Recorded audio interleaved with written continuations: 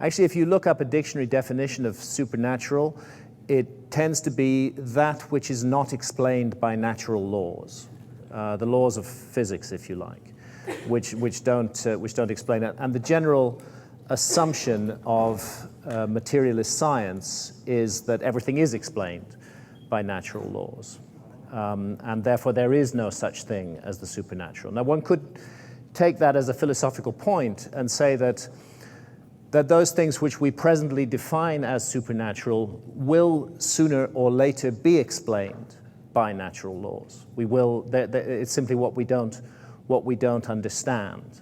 And so I want to get into some of these areas in this discussion today. And shamans certainly don't use ghost meters. And they don't use machinery or instruments of any kind.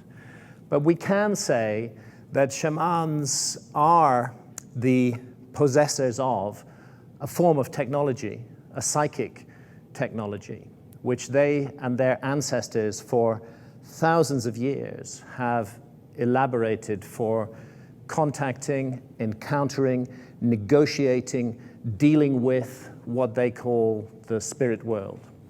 From the shamanistic point of view, we are immersed in a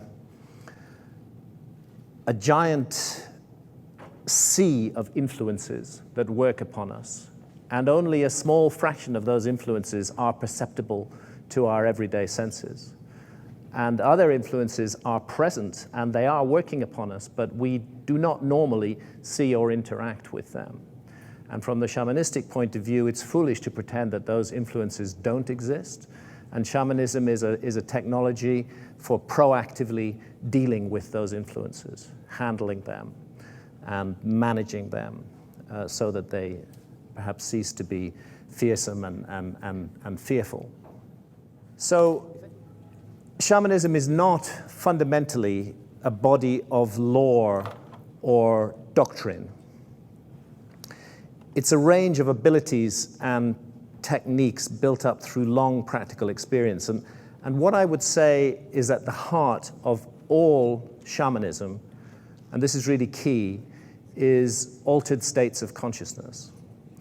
If somebody claims to be a shaman and they are staying throughout their shamanistic practice in what we would call the alert problem-solving state of consciousness, the normal day-to-day state of consciousness, I would say that whatever that person is, they're not a shaman. That is, the essence of shamanism is trance and the altered state of consciousness that allows contact with the beyond. So shamans are masters in cultivating altered states of consciousness.